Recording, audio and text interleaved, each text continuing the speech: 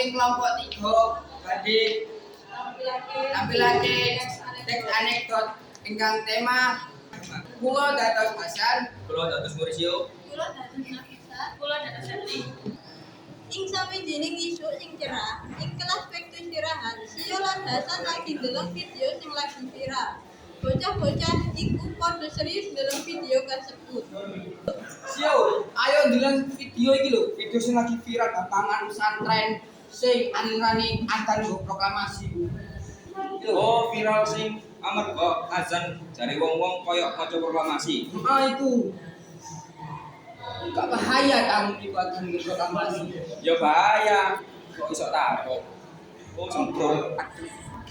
Sawetara menit teko Sherly lan Nafisa. Assalamualaikum. Waalaikumsalam warahmatullahi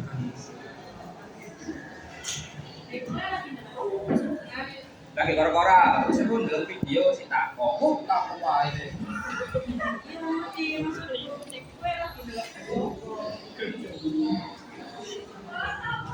Iki lho lagi ndelok video pesantren sing adzan iki koyo proklamasi.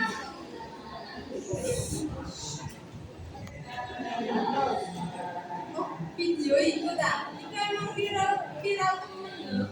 Wis ayo ndelok video bareng-bareng. Oh, tarik itu wae bareng.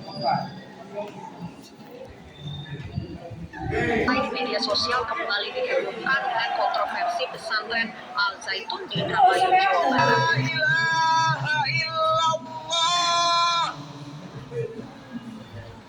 Asyhadu an la ilaha illallah. Hayya 'alas shalah. Hayya 'alas shalah. Bener omongan Sio. Wah, tenan iki acarane.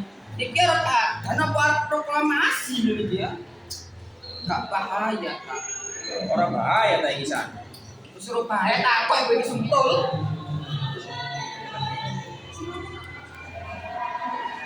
Wis dewe ku bersyukur. Amarga dewe ora melu ajaran-ajaran sing ora bener iki. Nah, iku lho rungokno Nafisa, omongan Nafisa bener iki. Ya. Iya, San. Kagak ning sentul kabeh.